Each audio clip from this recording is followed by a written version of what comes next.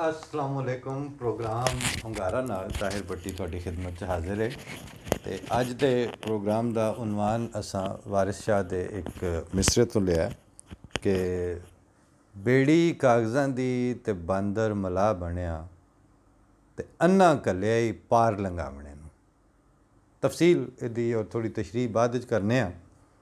पहला एक गल तो या एक वाक़े तो वाक़या तो नहीं उन्होंने कह सकते, एक माजी दे विचों गल्लां याद आउंदियां रहिंदियां ना, वो बंदा अपनी ख्याल च कंघी मार के वहिंदा है तो पता चलता है कि वाक़यात तो उंज ही ने, इक्को जी भी गल चलती।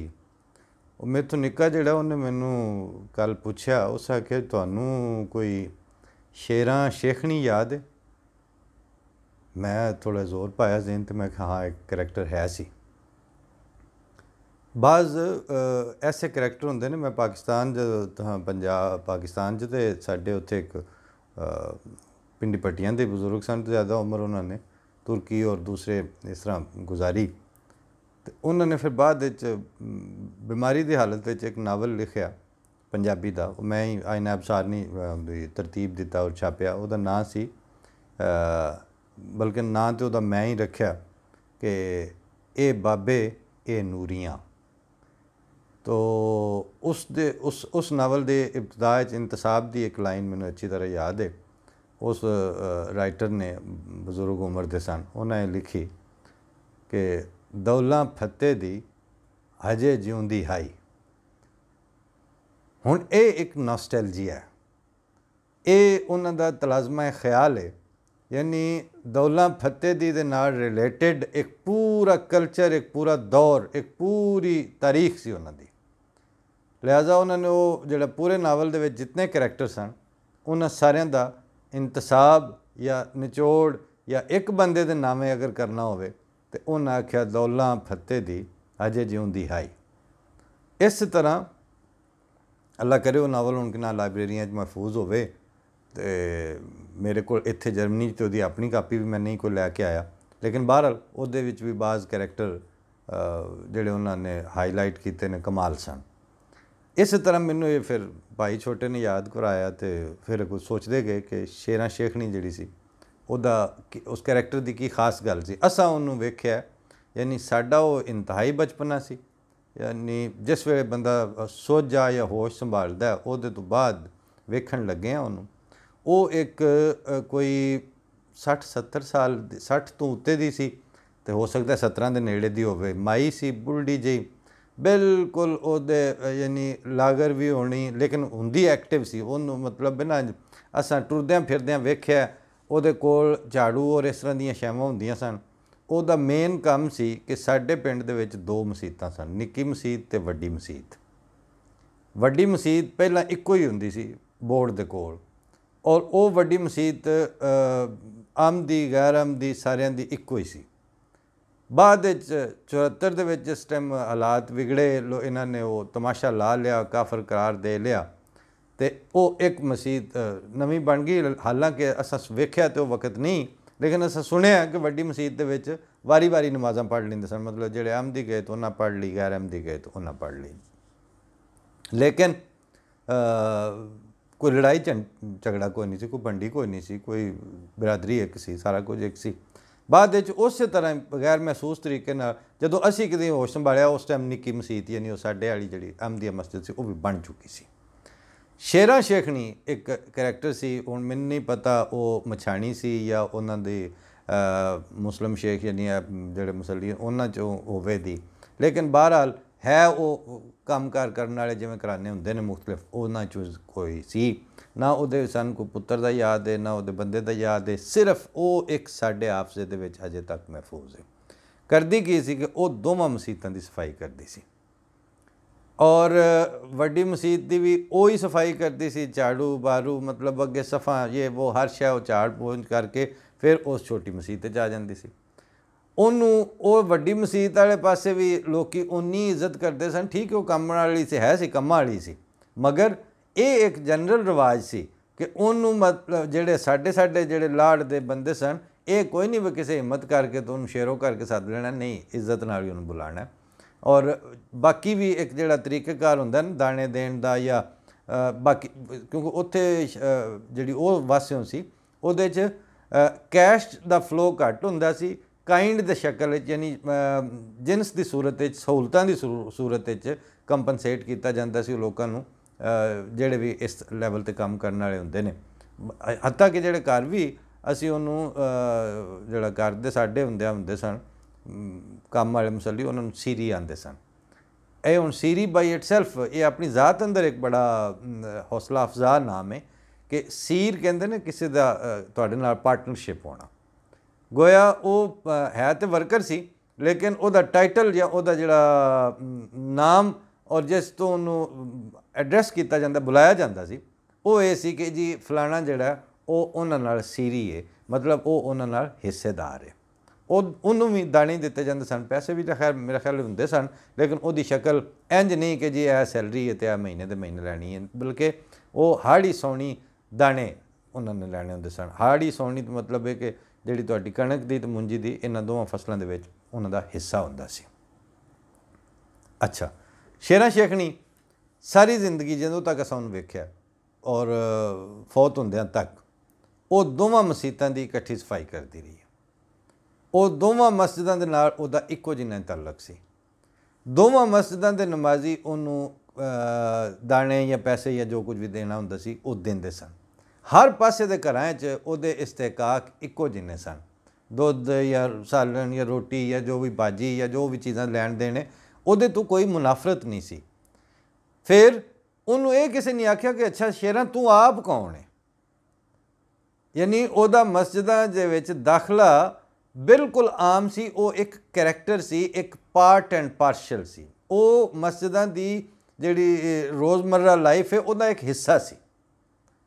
ਲੇਕਿਨ ਸਾਨੂੰ ਅੱਜ ਤੱਕ ਨਹੀਂ ਪਤਾ ਕਿ ਸ਼ੇਰਾਂ ਖੁਦ ਸੁੰਨੀ ਸੀ, ਸ਼ੀਆ ਸੀ, ਅਹਿਮਦੀ ਸੀ, ਉਹ ਕੀ ਸੀ। ਅਹਿਮਦੀ ਤਾਂ ਬਹਰਹਾਲ ਨਹੀਂ ਸੀ, ਇਹ ਤਾਂ ਸਾਨੂੰ ਪਤਾ ਯਾਦ ਹੈ ਅੱਛੀ ਤਰ੍ਹਾਂ। ਲੇਕਿਨ ਉਹ ਜੋ ਕੁਝ ਵੀ ਸੀ ਉਹਦੇ ਕੋਲ ਕਦੀ ਕਿਸੇ ਪੁੱਛਿਆ ਨਹੀਂ। ਉਹਦਾ ਦਾਖਲਾ ਮਮਨੂ ਨਹੀਂ। ਉਹਦੇ ਉੱਤੇ ਕਿਸੇ ਇਹ ਪਾਬੰਦੀ ਨਹੀਂ ਲਾਈ ਕਿ ਜੇ ਤੂੰ ਉਸ ਅਹਿਮਦੀਆਂ ਵਾਲੀ ਮਸੀਤ 'ਤੇ ਜਾਣਾ ਫਿਰ ਤੂੰ ਸਾਡੇ ਵੱਲ ਹੀ ਨਹੀਂ ਆਉਣਾ। ਨਾ ਇਹਨਾਂ ਕਦੀ ਆਖਿਆ ਕਿ ਜੇ ਤੂੰ ਉਹਦੇ ਜਾਣੀ ਹੈ ਫਿਰ ਤੂੰ ਸਾਡੇ ਵੱਲ ਨਹੀਂ ਆਉਣਾ। ਅੱਛਾ, ਇਹ ਗੱਲ ਸਿਰਫ ਸ਼ੇਰਾਂ ਸ਼ੇਖਣੀ ਤੱਕ ਮਹਿਦੂਦ ਨਹੀਂ ਸੀ, ਬਲਕਿ ਕਈ ਵਾਰ ਅਸਾਂ ਵੇਖਿਆ ਕਿ ਜਿਹੜੇ ਇਹ ਸਾਡੇ ਵਾਲੀ ਛੋਟੀ ਮਸਜਿਦ ਜਿਹੜੀ ਸੀ ਉਹਦੇ ਵਿੱਚ ਜਿਹਨੂੰ ਕਿਤੇ ਨੇੜੇ ਡੀਗਰ ਜਾਂ ਕੋਈ ਉਹ ਜਿਹਾ ਟਾਈਮ ਹੋ ਗਿਆ, ਉੱਥੇ ਡੇਰੇ 'ਤੇ ਹੁੱਕੇ ਸ਼ੁੱਕੇ ਬੈਠਾ, ਉਹ ਸਮਝਿਆ ਮੇਰੀ ਨਮਾਜ਼ ਰਹਿ ਗਈ, ਉਹ ਉੱਠਿਆ ਜਾ ਕੇ ਵਜ਼ੂ ਕਰਕੇ ਇੱਥੇ ਉਸ ਨਮਾਜ਼ ਪੜ੍ਹ ਲਈ। ਉਹਦੇ 'ਤੇ ਕੋਈ ਬੈਨ ਨਹੀਂ ਸੀ ਵੀ ਇਹ ਸਾਡੀ ਮਸੀਤ 'ਤੇ ਕਿਉਂ ਆਇਆ। ਸਾਨੂੰ ਆਪ ਕਈ ਵਾਰ ਯਾਦ ਹੈ, ਮੇਰਾ ਇੱਕ ਕਜ਼ਨ ਤਸਵਰ, ਉਹ ਅੱਜ ਕੱਲ੍ਹ ਹੁਣ ਪਤਾ ਨਹੀਂ ਸਿਪਾਹੀ ਹੋ ਕੇ ਬੁੱਢਾ ਹੋ ਗਿਆ ਜਾਂ ਕਿਵੇਂ ਦਾ, ਲੇਕਿਨ ਮੇਰਾ ਤਾਂ ਉਹਦਾ ਲੜਕਪਨ ਇਕੱਠਾ ਸੀ। ਉਹ ਅਸੀਂ ਜਿਵੇਂ ਉਹ ਨਹਿਰ ਵੱਲ ਗਏ ਹਾਂ ਜਾਂ ਉਂਝ ਪਿੰਡ ਦੀ ਇੱਕ ਭੈਣੀ ਤੋਂ ਦੂਜੀ ਭੈਣੀ ਫਿਰਦੇ ਪਏ ਹਾਂ, ਇੱਕ ਇਲਾਕੇ 'ਚੋਂ ਦੂਸਰੇ, ਅਤੇ ਇੱਕ ਦੋ ਵਾਰੀ ਉਸੇ ਮਸਜਿਦ 'ਚ ਜਾ ਕੇ ਹੱਥ ਮੂੰਹ ਧੋਤੇ ਨੇ, ਵਜ਼ੂ ਕੀਤੇ ਨੇ, ਉੱਥੇ ਨਮਾਜ਼ ਵੀ ਪੜ੍ਹ ਆਏ। ਸਾਨੂੰ ਕਿਸੇ ਨੇ ਆਖਿਆ ਤੁਸੀਂ ਇੱਥੇ ਕਿਉਂ ਪੜ੍ਹੀ। ਇਹ ਜ਼ਾਤੀ ਆਪਣੇ ਪਿੰਡ ਦੀ ਉਸ ਦੋ ਮਸੀਤਾਂ ਦੇ ਦਰਮਿਆਨ ਸ਼ਟਲ ਕਾਕਿੰਗ ਕਰਨ ਵਾਲੀ ਸ਼ੇਰਾਂ ਸ਼ੇਖਣੀ ਦੀ ਵਾਕਿਆ ਕਿਉਂ ਸੁਣਾਇਆ ਹੈ ਕਿ ਅਕਾਇਦ ਤਾਂ ਉਸ ਵੇਲੇ ਵੀ ਉਹੀ ਸਨ। ਅਹਿਲੇ ਸੁਨਤ ਉਸ ਵੇਲੇ ਵੀ ਉਂਝ ਹੀ ਸਮਝਦੇ ਸਨ, ਅਹਿਲੇ ਤਸ਼ੀਦ ਦੇ ਵੀ ਉਹੀ ਅੰਡਰਸਟੈਂਡਿੰਗ ਸੀ, ਅਹਿਮਦੀਆਂ ਦੇ ਅਕਾਇਦ ਵੀ ਉਹੀ ਨੇ ਉਸ ਪਿੰਡ ਦੇ ਵਿੱਚ। ਲੇਕਿਨ ਬਰਦਾਸ਼ਤ ਔਰ ਦੂਸਰੇ ਨੂੰ ਸਪੇਸ ਦੇਣਾ, ਉਹਦੇ ਜ਼ਿੰਦਗੀ ਦਾ, ਉਹਦੇ ਅਕਾਇਦ ਦਾ, ਉਹਦੇ ਫੇਥ ਔਰ ਈਮਾਨ ਨੂੰ ਮੌਕਾ ਦੇਣਾ ਕਿ ਇਨਸਾਨ ਜੋ ਮਰਜ਼ੀ ਜਿਸ ਤਰ੍ਹਾਂ ਚਾਹਣ ਰਹਿ ਸਕਦੇ ਨੇ, ਉਸ ਵੇਲੇ ਫਜ਼ਾ ਜ਼ਹਿਰੀਲੀ ਨਹੀਂ ਸੀ। ਸਾਡੇ ਨਾਲ ਬਾਅਦ ਵਿੱਚ ਤਰੋ ਕੀ ਹੋਇਆ ਕਿ ਉਹ ਜਿਹੜੀ ਇਸ ਵਕਤ ਸੂਰਤ ਹਾਲ ਹੈ, ਜਿਹੜਾ ਮੈਂ ਸ਼ੁਰੂ 'ਚ ਮਿਸਰਾ ਪੜ੍ਹਿਆ ਸੀ ਕਿ ਬੇੜੀ ਕਾਗਜ਼ਾਂ ਦੀ ਬਾਂਦਰ ਮਲਾ ਬਣਿਆ, ਅੰਨਾ ਕੱਲਿਆ ਹੀ ਪੂਰ ਲੰਘਾਵਣੇ ਨੂੰ। ਕਿ ਪਹਿਲਾਂ ਤਾਂ ਇਸ ਵਕਤ ਸਾਡੇ ਮੁਆਸ਼ਰੇ ਦੀ, ਮੁਲਕ ਦੀ ਜਿਹੜੀ ਇੱਕ ਕਸ਼ਤੀ ਹੈ, ਉਹ ਹੁਣ ਮਜ਼ਬੂਤ ਬੁਨਿਆਦਾਂ 'ਤੇ ਨਜ਼ਰ ਨਹੀਂ ਆ ਰਹੀ। ਉਹ ਕਾਗਜ਼ਾਂ ਦੀ ਬੇੜੀ ਬਣੀ ਪਈ ਹੈ। ਉਹਦੇ ਉੱਤੇ ਜਿਹੜਾ ਮਲਾਹ ਹੈ ਉਹ ਬਾਂਦਰ ਹੈ। ਉਹਨੂੰ ਨਕਾਲੀਆਂ ਤੋਂ ਤੇ ਟਪੋਸ਼ੀਆਂ ਮਾਰਨ ਤੋਂ ਤੇ ਇੱਥੋਂ ਟੱਪ ਕੇ ਉਸ ਟਹਿਣੀ ਤੇ ਉਸ ਟਹਿਣੀ ਤੋਂ ਟੱਪ ਕੇ ਉਸ ਟਹਿਣੀ ਤੇ, ਇਹਦੇ ਤੋਂ ਇਲਾਵਾ ਉਹਨੂੰ ਹੁਣ ਕੰਮ ਕੋਈ ਨਹੀਂ ਰਿਹਾ। ਜਿਹੜਾ ਤੁਹਾਡੀ ਇਸ ਵਕਤ ਲੀਡਰਸ਼ਿਪ ਦਾ ਰੋਲ ਪਿਆ ਅਦਾ ਕਰਦਾ, ਕਿਉਂਕਿ ਇਸ ਵਕਤ ਦੀ ਹਕੂਮਤਾਂ ਨੂੰ ਲੀਡਰ ਸਮਝਣ ਵਾਲਾ ਬੰਦਾ ਤਾਂ ਬੇਵਕੂਫ ਹੈ। ਇਹ ਤਾਂ ਲੀਡਰ ਨਹੀਂ ਨੇ। ਲੀਡਰ ਤੇ ਉਹ ਹੋਏ ਜਿੱਥੇ ਜਾ ਕੇ ਜਿਹਦੇ ਦਰ ਤੇ ਸਜਦਾ ਦੇ ਕੇ ਜਿਹਦੇ ਕੋਲੋਂ ਆਸ਼ੀਰਵਾਦ ਲੈ ਕੇ ਤੇ ਇਮਰਾਨ ਖਾਨ ਵਰਗਿਆਂ ਜਾ ਕੇ ਹਲਫ ਚੁੱਕਣੇ ਨੇ। ਲੀਡਰ ਤੇ ਹੋਏ ਉਹ ਹੋਏ ਬਾਂਦਰ। ਉਹਨੇ ਕਰਨੀ ਹੈ ਨਕਾਲੀ। ਉਹ ਤਕਲੀਦ ਦੇ ਚੱਕਰਾਂ 'ਚ ਤੁਹਾਨੂੰ ਲੈ ਕੇ ਉਸੇ ਭੰਬਲ ਭੂਸੇ 'ਚ ਪਾਈ ਫਿਰਦਾ। ਉਹ ਮਲਾਹ ਹੈ, ਉਹ ਰਸਤਾ ਦੱਸਦਾ ਪਿਆ। ਉਹਨੇ ਆਖਿਆ ਉਹ ਮੈਂ ਤੁਹਾਨੂੰ ਪਾਰ ਲੰਘਾਉਣਾ, ਔਰ ਹਾਲੇ ਤੱਕ ਇੱਕ ਪੂਰ ਵੀ ਉਸ ਪਾਰ ਨਹੀਂ ਚਾੜਿਆ। ਹਾਲੇ ਤੱਕ ਸਾਰੇ ਅੱਧੇ 'ਚ ਰੋੜਦਾ ਪਿਆ। ਕਿੱਥੋਂ ਟੁਰੇ ਸਨ, ਕਿੱਥੇ ਅੱਪੜ ਗਏ ਨੇ, ਤੇ ਅੰਨਾ ਕੱਲਿਆ ਪਾਰ ਲੰਘਾਵਣੇ ਨੂੰ। ਯਾਨੀ ਉਹ ਜਿਹੜਾ ਕਸ਼ਤੀ ਦੇ ਉੱਤੇ ਜਿਹੜਾ ਅਸੀਂ ਰੋਇੰਗ ਦੇ ਮੁਕਾਬਲੇ ਵਹਿੰਦੇ ਹੁੰਦੇ ਸਨ, ਉਹਨਾਂ 'ਚ ਇੱਕ ਸਟੀਅਰ ਹੁੰਦਾ ਸੀ। ਸਟੀਅਰ ਜਿਹੜਾ ਚੱਪੂ ਉਹਦੇ ਕੋਲ ਜਿਹੜਾ ਉਹ ਸਿਰਫ ਰਸਤਾ ਯਾਨੀ ਸਮਤ ਮੁਤੱਯਨ ਕਰਦਾ ਸੀ। ਅੰਨੇ ਨੇ ਤੁਹਾਡੇ ਰਾਹ ਦੱਸਣੇ ਨੇ, ਬਾਂਦਰ ਨੇ ਤੁਹਾਡੀ ਮਲਾਹ ਉਹ ਤੁਹਾਡਾ, ਤੇ ਬੇੜੀ ਕਾਗਜ਼ਾਂ ਦੀ। ਇਹ ਹਾਲਤ ਖਿੱਚ ਕੇ ਲਿਆਂਦੀ ਗਈ ਹੈ, ਮਿਹਨਤ ਕਰਕੇ ਲਿਆਂਦੀ ਗਈ ਹੈ। ਔਰ ਇਹਦੇ ਵਿੱਚ ਤੁਹਾਡਾ ਚੁੱਪ ਕਰਨਾ, ਤੁਹਾਡਾ ਸਪੇਸ ਦੇਣਾ, ਮੌਕਾ ਦੇਣਾ ਉਹਨੂੰ ਕਿ ਆ ਜਾ ਸਾਡੇ ਮਾਮਲਾ ਤੂੰ ਸਾਂਭ ਲੈ, ਇਹਦਾ ਜ਼ਿਆਦਾਤਰ ਦਖਲ ਹੈ। ਵਰਨਾ ਜੇ ਸ਼ੇਰਾਂ ਸ਼ੇਖਣੀ ਨੂੰ ਉਹਨਾਂ ਦੋ ਮੁਸੀਤਾਂ 'ਚੋਂ ਕੋਈ ਕੁਝ ਨਹੀਂ ਸੀ ਆਉਂਦਾ, ਤੇ ਇਸ ਵਕਤ ਜਿਹੜੀ ਲੁੱਟ ਪੈ ਗਈ ਹੈ, ਇਹ ਇਤਲਾਵਾਂ ਕਿ ਜੀ ਉਹ ਫਲਾਣਾ ਵੜ ਗਿਆ ਮਸੀਤ 'ਚ ਫਰਸ਼ ਉਖੜਵਾ ਦਿਓ, ਫਲਾਣਾ ਇੱਧਰੋਂ ਲੰਘ ਗਿਆ ਪਲੀਤ ਹੋ ਗਈ, ਇਹਨੂੰ ਧੋਵੋ ਜੀ ਹੁਣ ਸਰਫ ਪਾ ਕੇ। ਇਹ ਸਾਰੇ ਤਮਾਸ਼ੇ ਇਸ ਵਕਤ ਪਾਕਿਸਤਾਨ ਦੇ ਵਿੱਚ, ਔਰ ਪੰਜਾਬ ਦੀ ਸਕਾਫਤ ਆਇਆ ਗਿਆ ਸਾਂਭਣ ਵਾਲੀ ਸੀ। ਪੰਜਾਬ ਦੀ ਸਕਾਫਤ ਡੇਰੇਦਾਰ ਸਕਾਫਤ ਸੀ। ਪੰਜਾਬ ਦੀ ਸਕਾਫਤ ਦੇ ਵਿੱਚ ਲਿਹਾਜ਼ਦਾਰੀ ਦਾ ਇੱਕ ਲੈਵਲ ਸੀ। ਇਹ ਮੈਂ ਸਿੰਧੀ ਪੰਜਾਬੀ ਪ੍ਰਮੋਟ ਨਹੀਂ ਪਿਆ ਕਰਦਾ, ਪਰ ਜਿਹੜੀਆਂ ਖੂਬੀਆਂ ਨੇ ਉਹਨਾਂ ਦੀ ਗੱਲ ਤਾਂ ਕਰਨੀ ਪਵੇ। ਪਠਾਨ ਮਹਿਮਾਨ ਨਵਾਜ਼ ਹੁੰਦੇ ਸਨ, ਹੁਣ ਪਠਾਨਾਂ ਦਾ ਪਤਾ ਨਹੀਂ ਕਿੱਥੋਂ ਤੱਕ ਕੱਪੜੇ ਪਏ ਨੇ।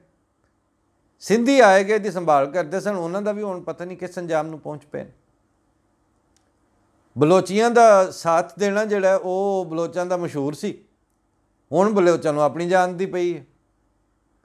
ਇਸ ਵਾਸਤੇ ਇਹ ਜਿਹੜਾ ਮੈਂ ਬੇੜੀ ਕਾਗਜ਼ਾਂ ਦੀ ਆਖੀ ਹੈ, ਕਿਸੇ ਮਿਹਣੇ ਦੇ ਤੌਰ 'ਤੇ ਨਹੀਂ ਆਖੀ। ਗੱਲ ਟੁਰੀ ਕਿੱਥੋਂ ਸੀ, ਗੱਲ ਅੱਪੜ ਕਿੱਥੇ ਪਈ ਹੈ।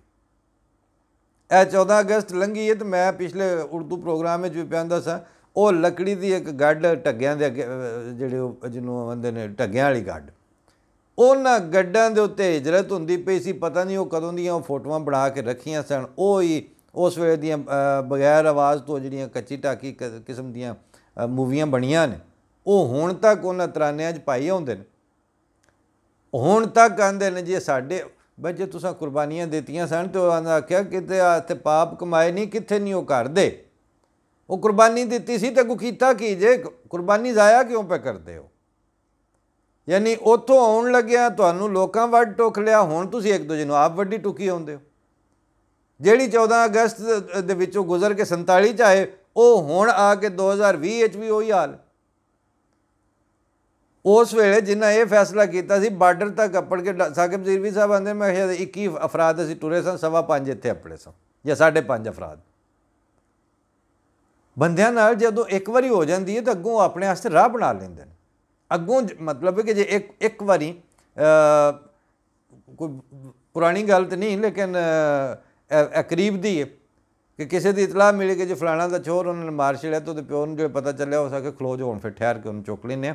ਜੇ ਉਹਨੂੰ ਮਾਰਿਆ ਨਹੀਂ ਤਾਂ ਹੁਣ ਅਗਾਂਹ ਕਿਸੇ ਨੂੰ ਨਾ ਮਾਰਨ, ਫਿਰ ਪੂਰਾ ਇੰਤਜ਼ਾਮ ਕਰਕੇ ਜਾਂਦੇ ਆ।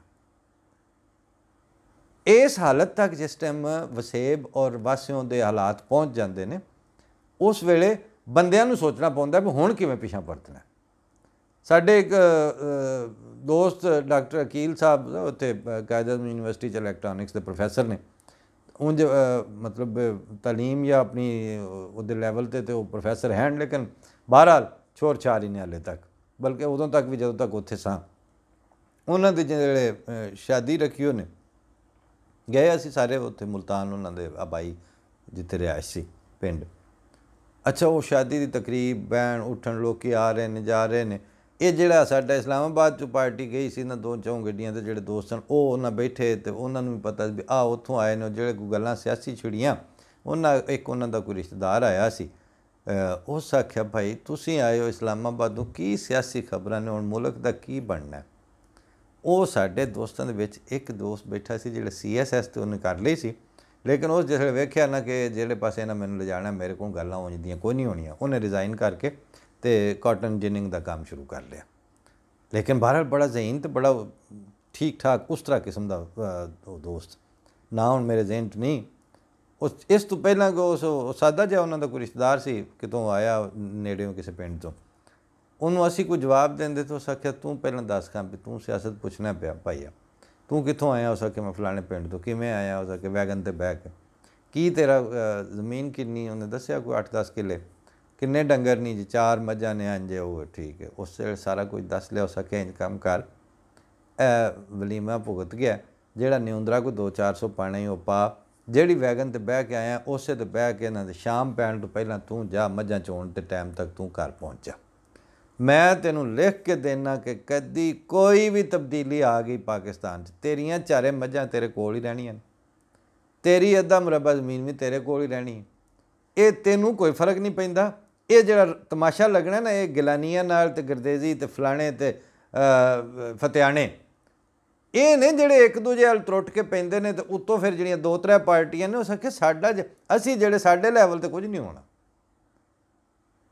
ਗੱਲ ਤੇ ਉਹਨੂੰ ਮਸ਼ਵਰਾ ਤਾਂ ਸਹੀ ਦੇ ਦਿੱਤਾ ਕਿ ਗੱਲ ਇਹ ਵੇ ਕਿ ਜੇ ਤੁਸੀਂ ਸਮਝੋ ਨਾ ਕਿ ਜਿਹੜੀਆਂ ਆਈਨ ਦੇ ਨਾਲ ਗੈਰ ਆਈਨੀ ਤੇ ਗੈਰ ਇਨਸਾਨੀ ਹਰਕਤਾਂ ਕਰਨੀਆਂ ਨੇ, ਜਾਂ ਜਿਹੜੀਆਂ ਇਹਨਾਂ ਅਸੈਂਬਲੀਆਂ 'ਚ ਬੁਨਿਆਦਾਂ ਮਜ਼ਬੂਤ ਕਰਨੀਆਂ ਨੇ, ਜਾਂ ਉਹ ਅਗਲੇ ਦਿਨ ਉਹ ਸਮੀ ਇਬਰਾਹੀਮ ਲੱਗਾ ਸੀ ਜੀ ਕਿ ਫਲਾਣਾ ਜਿਹੜਾ ਟੈਕਸਟ ਬੁੱਕ ਬੋਰਡ ਦਾ ਡਾਇਰੈਕਟਰ ਜਨਰਲ ਹੈ ਉਹਨੂੰ ਬਦਲ ਦਿੱਤਾ ਜੀ। ਕੌਣ ਬਦਲ ਦਿੱਤਾ ਜੀ? ਆਕਸਫੋਰਡ ਵਾਲੇ ਤੇ ਦੂਜੇ ਤੀਜੇ ਪਬਲਿਸ਼ਰ ਬੜੇ ਤਗੜੇ ਨੇ। ਔਰ ਫਿਰ ਉਹ ਬਾਰ-ਬਾਰ ਵਿੱਚ ਉਹਦਾ ਛੋ ਨਾ ਪਿਆ ਭਰੀਵੇ, ਉਹਦੇ ਕੋਲ ਨਾਮ ਹੀ ਨਹੀਂ ਸੀ ਲਿਆ ਜਾਂਦਾ ਕਿਉਂਕਿ ਉਹ ਅਹਿਮਦੀਆਂ ਦਾ ਉਹਦੇ 'ਚ ਰੋਲ ਕੋਈ ਨਹੀਂ। ਉਹ ਇਹਨਾਂ ਨੂੰ ਇੱਕ ਅਕਲੀਅਤ ਕਰਾਰ ਦੇ ਦਿੱਤਾ। ਹੁਣ ਉਹ ਪਬਲਿਸ਼ਰਾਂ ਦੇ ਜ਼ਰੀਏ ਸਾਡੀਆਂ ਨਸਲਾਂ ਬਰਬਾਦ ਕਰ। ਤੁਹਾਡੀਆਂ ਨਸਲਾਂ ਨੂੰ ਕੀ ਬਰਬਾਦ ਕਿਸੇ ਨੇ ਕਰਨਾ? ਤੁਸੀਂ ਆਪ ਕਾਫੀ ਉਹਨਾਂ ਨੂੰ ਬਰਬਾਦ ਕਰਨ ਵਾਸਤੇ। ਹੁਣ ਇਸ ਵਕਤ ਝੂਠ ਦੀ, ਮੁਨਾਫਕਤ ਦੀ ਇਹ ਕਹਾਣੀ ਜੋੜ ਕੇ ਤੇ ਉਹਦੇ ਉੱਤੇ ਬੁਨਿਆਦ ਉੱਤੇ ਛੱਤ ਪਾਉਣ ਲੱਗੇ ਨੇ। ਇਹ ਪੈਣੀ ਇਹਨਾਂ ਦੇ ਸਿਰ 'ਚ। ਖੁਦਾ ਦਾ ਨਾਂ ਹੈ, ਇਹ ਜਿਹੜੇ ਅੱਧੇ ਮੁਰੱਬੇ ਵਾਲੇ ਤੇ 2-2 4-4 ਡੰਗਰਾਂ ਵਾਲੇ ਨਾ, ਉਹ ਹੁਣ ਇਹਨਾਂ ਕੋਲ ਫੈਸਲਾ ਕਰ ਲਓ ਕਿਉਂਕਿ ਇਸ ਬੇੜੀ ਦੇ ਵਿੱਚ ਬਾਂਦਰ ਵੀ ਹੈ, ਘੋੜੀ ਵੀ ਹੈ।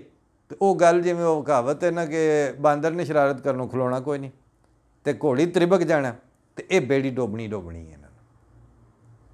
ਜਦੋਂ ਇਹ ਇੰਜ ਕਰੂ ਨੇ ਤੇ ਫਿਰ ਇਸ ਬੇੜੀ 'ਚ ਵੜੋ ਨਾ। ਜੇ ਇਹਨਾਂ ਦੇ ਉੱਤੇ ਸਾਡਾ ਵਸ ਨਹੀਂ ਚੱਲਦਾ ਤੇ ਕਮ ਅਜ਼ ਕਮ ਸ਼ੇਰਾਂ ਸ਼ੇਖਣੀ ਵਾਲਾ ਜਿਹੜਾ ਸਟੇਟਸ ਹੁੰਦਾ ਸੀ ਸਾਡਾ ਕਿ ਉਹ ਉਸ ਮਸੀਤ 'ਚੋਂ ਵੀ ਹੋ ਆਵੇ ਸਫਾਈ ਕਰ ਆਵੇ, ਉਸ ਮਸੀਤ 'ਚੋਂ ਵੀ ਸਫਾਈ ਕਰ ਆਵੇ, ਉਸ ਸਟੇਟਸ ਤੱਕ ਕਿਸੇ ਤਰ੍ਹਾਂ ਖਿੱਚ ਕੇ ਆਪਣੀ ਮੁਆਸ਼ਰਤ ਵਾਪਸ ਲਿਜਾ ਸਕਦੇ ਹੋ ਕਿ ਨਹੀਂ? ਹੁਣ ਤੇ ਬਸ ਇੰਨੀ ਗੱਲ ਹੈ। ਬਾਕੀ ਰਿਹਾ ਸਵਾਲ ਇਹ, ਇੱਕ ਥਾਣੇ ਦੇ ਵਿੱਚ 85 ਕਿ 90 ਪਿੰਡ ਹੁੰਦਾ ਤੇ 20 ਜਾਂ 25 ਉਹਨਾਂ ਕੋਲ ਸਾਰੀ ਨਫਰੀ ਹੈ। ਉਹਨਾਂ 20-25 ਘੜ ਕੇ ਤੇ ਤੁਹਾਨੂੰ ਨਹੀਂ ਆਖਣਾ ਕਿ ਜ਼ਰੂਰ ਹੈ ਜਲੂਸ ਨਿਕਲਿਆ ਤੇ ਤੁਸੀਂ ਖਬਰਦਾਰ ਇਹਨਾਂ ਦੇ ਨਾਲ ਨਾ ਗਏ। ਤੇ ਉਹ ਜਿਹੜੇ ਨੇ ਨਾ ਉਹ ਤੁਹਾਨੂੰ ਜ਼ਬਰਦਸਤੀ ਮੌਲਵੀ ਦੇ ਪਿੱਛੇ ਲਾ ਨਹੀਂ ਸਕਦਾ ਕੋਈ ਕੰਨੋਂ ਫੜ ਕੇ। ਤੁਸੀਂ ਆਪਣੇ ਘਰ ਬੈਠੇ ਰਹੋ, ਤੁਸੀਂ ਆਪਣਾ ਬੱਚਿਆਂ ਨੂੰ ਪੜ੍ਹਾਉਣ ਵਾਸਤੇ ਜੋ ਤੁਹਾਡੇ ਕੋਲ ਹੁੰਦਾ ਉਹ ਤੇ ਕਰੋ। ਬਾਕੀ ਇਹ ਜਿਹੜੇ ਪਾਸੇ ਟੁਰੇ ਨੇ ਇਹ ਕਦੀ ਵੀ ਕਾਮਯਾਬ ਇੰਜ ਕਰਕੇ ਨਹੀਂ ਹੁੰਦੇ। ਇਹ ਅੱਜ ਨਹੀਂ ਤਾਂ ਊਠ ਆਉਂਦੇ ਨਾ, ਊਠ ਨੂੰ ਤੁਸੀਂ ਕੋਸ਼ਿਸ਼ ਕਰੋ ਨਾ ਕਿ ਆਪ ਤੁਸੀਂ ਡੇਗ ਸਕੋ, ਊਠ ਨੂੰ ਨਹੀਂ ਤੁਸੀਂ ਡੇਗ ਸਕਦੇ। ਲੇਕਿਨ ਉਹ ਬਜ਼ੁਰਗ ਸਾਡੇ ਅੰਦਰ ਸਨ ਕਿ ਉਹ ਆਪਣੇ ਪਿਸ਼ਾਬ ਤੋਂ ਸਲਿੱਪ ਹੋ ਕੇ ਡਿੱਗ ਪੈਂਦਾ। ਤੇ ਜਦੋਂ ਇਸ ਊਠ ਨੇ ਤੇ ਆਪਣੇ ਮੂਤਰ ਤੋਂ ਆਪ ਡਿੱਗ ਪਾਉਣਾ ਤੇ ਤੁਸੀਂ ਇਹਨਾਂ ਕੋਲ ਬਚੋ। ਔਰ ਤੁਸੀਂ ਕਮ ਅਜ਼ ਕਮ ਜਿਹੜੀ ਮੁਨਾਫਰਤ ਔਰ ਜਿਹੜੀ ਆਮ ਤੌਰ 'ਤੇ ਰੋਜ਼ਮर्रा ਝੂਠ, ਰੋਜ਼ਮर्रा ਇੱਕ ਦੂਜੇ ਤੋਂ ਨਫ਼ਰਤ ਕਰਨਾ ਔਰ ਅਕੀਦੇ ਘੜ ਕੇ ਮਨਸੂਬ ਕਰਨੇ ਕਿ ਸ਼ੀਏ ਇੰਝ ਦੇ ਹੁੰਦੇ ਨੇ, ਕਾਦੀਆਨੀ ਇੰਝ ਦੇ ਹੁੰਦੇ ਨੇ, ਉਹਨੂੰ ਮਾਰ ਛੜਿਆ, ਉਹਨੂੰ ਮਾਰ ਛੜਾਂਗੇ, ਉਹ ਗੁਸਤਾਖ ਹੈ, ਉਹ ਆਸ਼ਕ ਨਹੀਂ ਹੈ, ਅਸੀਂ ਬੜੇ ਆਸ਼ਕ ਹਾਂ। ਖੁਦਾ ਦਾ ਨਾਂ ਇਹਨਾਂ ਕੋਲੋਂ ਜਾਨ ਛੁਡਾਓ, ਇਹਨਾਂ ਕੋਲੋਂ ਬਚੋ। ਇਹ ਕੋਈ ਨਹੀਂ ਜੇ ਗੱਲ ਚੱਲ ਇਹਦੇ ਵਿੱਚ ਅੱਜ ਵੀ ਇਹ ਝੂਠ ਦੀ ਕਹਾਣੀ ਹੈ, ਇਹ ਕੱਲ੍ਹ ਵੀ ਝੂਠ ਦੀ ਕਹਾਣੀ ਹੈ। ਅੱਲਾ ਤੌਫੀਕ ਦੇ। ਸੋਚ ਕੇ ਅਸੀਂ ਤੇ ਮੈਂ ਤਾਂ ਉਹ ਬੰਦਿਆਂ ਦਾ ਤਸੱਵਰ ਹੈ ਕਿ ਜਿਨ੍ਹਾਂ ਦੇ ਕੋਲ ਅੱਜ ਤੱਕ ਦਾਜਲ ਸਾਡਾ ਇੱਕ ਦੋਸਤ ਸੀ DG ਖਾਨ ਨਾਲ, ਉਹਨਾਂ ਨੇ ਇੱਕ ਪੋਸਟ ਲਾਈ ਇੱਕ ਵਾਰੀ ਕਿ ਉਹ ਪੁਲ ਜਿਹੜਾ ਸੀ ਉਹ ਨਹੀਂ ਦੁਬਾਰਾ, ਯਾਨੀ ਉੱਥੋਂ ਲੋਕ ਲੱਕੜ ਰੱਖ ਕੇ ਲੰਘਦੇ ਰਹੇ ਨੇ। ਯਾਨੀ ਉਹ ਪੁਲ ਬਣਾਉਣ ਲਈ ਛੋਟਾ ਜਿਹਾ ਪੁਲ ਸੇਮ ਨਾਲਾ ਹੋਵੇ ਦਾ ਜਾਂ ਜੋ ਵੀ ਉਹਦੀ ਸੀ ਹੈਸੀਅਤ, ਲੇਕਿਨ ਉਹ ਪੁਲ ਨਹੀਂ ਨਸੀਬ ਹੋ ਸਕਿਆ। क्यों? उत्थे वोट कोई नहीं सी उन्हां दा, क्यों? उत्थे दी आवाज़ कोई नहीं सी। जदों ये हाल है, लेकिन जिस वेले जने खने के मूँह च आंदा जी मैं 22 करोड़, फजलुर रहमान बोलता तो वह भी 22 करोड़ वो भी मूँह ते चढ़िया। तो जे हकूमती मिनिस्टर बोलते हैं तो जदों उन्हें मुनाफरत की मुहिम चलानी होंदी है उन्होंने भी 22 करोड़ ही उन्होंने भी मूँह ते चढ़िया। तो जेड़ा कल परसों असैम्बली च खलो के पिया वाही तबाही करता सी, उन्होंने भी 22 करोड़ का ही ताप चढ़िया।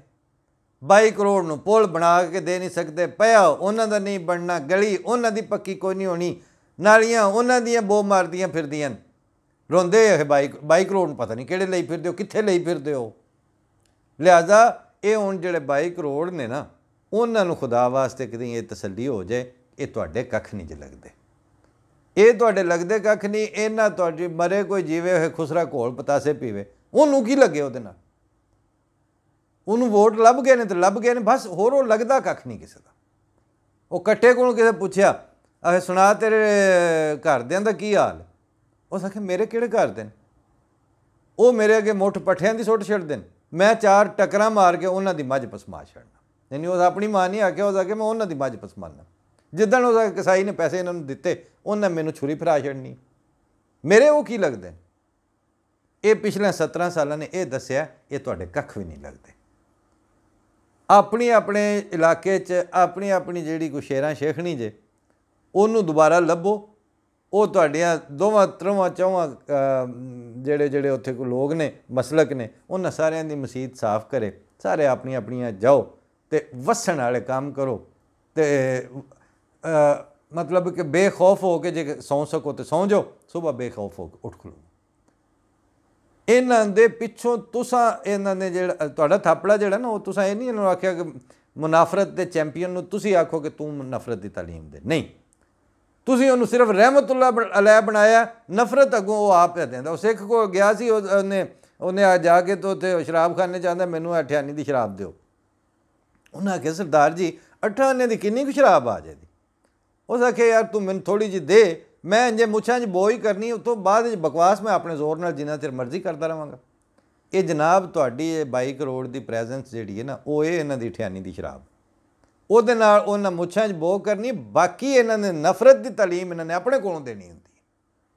ਤੁਸੀਂ ਮਿਹਰਬਾਨੀ ਕਰੋ ਇਹਨਾਂ ਨੂੰ ਇੱਕ ਵਾਰੀ ਆਪਣੇ ਬੁਗਜ਼ ਦੇ ਵਿੱਚ ਜਿਸ ਟਾਈਮ ਇਹਨੂੰ ਛੱਡਣ ਵਾਸਤੇ ਛੱਡ ਦਿੱਤੋ ਜੀ, ਫਿਰ ਇਹਨਾਂ ਦੇ ਇਹਦੀ ਬੈਕ ਦੇ ਉੱਤੋਂ ਤੁਹਾਡੀ ਰਹਿਮਤੁल्लाह अलैह वाली सपोर्ट जिदन ख़त्म हुई उदन जाके अपनी औकात च इन्हें वापस आना है।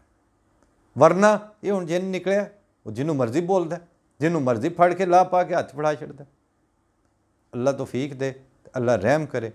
साडे हिस्से च तो इन्नी है कि वो मैंने तो शेरो शेख नहीं याद आ गई, अल्लाह गरी के रहमत करे, हुण फौत हो गई है कि सारी उम्र वो दोवां मसीतां की खिदमत करती फौत हो गई, और उन्होंने किसी ये नहीं पूछा तू कौन है, तेरा की मसलक है। मुआशरत वसेब इस हद तक वापस आ जाए तो बंदे अपनी नींदरे सौन, अपनी नींदरे उठन। अल्लाह ताला अमन सुकून और ज़हनी तस्कीन साडे मुल्क साडे लोगों के डेरियां ते घरां ते गलियां आम करे। इहदी दुआ की जा सकती है, इहदी दरखास्त उन्हां कोल नहीं की जा सकती जिन्हां दी जिंदगी का मकसद ही इस वक्त नफरत और खौफ और जिंदगी छीनना, खो लेना, मार देना, ये उत्ते उन्हां दी सर्वाइवल है, ये तो अज जिंदा ने, उन्हां कोल किहड़ी उम्मीद करिए। इजाज़त लईए क्योंकि ये तो जिन्ना इस खिद्दू नूं फुलदे जावांगे विचों लीरां निकलदियां होणीआं ने, कोई वड्डा काम इन्हें करके कोई नहीं विखाया। कोई इहदी इस पिछले 30 40 50 सालां च इन्हें सिवाए जुल्म, सिवाए बरबरीयत और सिवाए लोगों को तोड़न फाड़न और चीरन और मारन दे होर कुछ भी नहीं किया। तो कम अज़ कम ये जोड़े अद्धे अद्धे मुरब्बे वाले तो 6-6 किल्लियां 8-8 किल्लियां वाले ने, वो तो गल अपनी जिंदगी वेख लो कि वो तो ये तो हुण रज लो कि जाके आखे पुछ लो मजनू के मापियां तो जड़ियाँ खट्टियां उस खवाइयां जे। ये जिस वेले भी ये कट्ठ मुलायत बरबरीयत जिहड़ी है इन्हें इंसानां दे गर्दनां ते सवार होकर रूल करना शुरू किया, ये इस पासे लैके गए ने। इजाज़त दो, अरबी दे एक शायर ने आख्या कि जदों कां तुहाडी सरबराही करनगे ते गिद्धां ते कव्वे वो तुहानूं मुरदार तो उरा उरा नहीं छड्डण लगे। वो मुर्दार तक ले जाके छड्डणगे।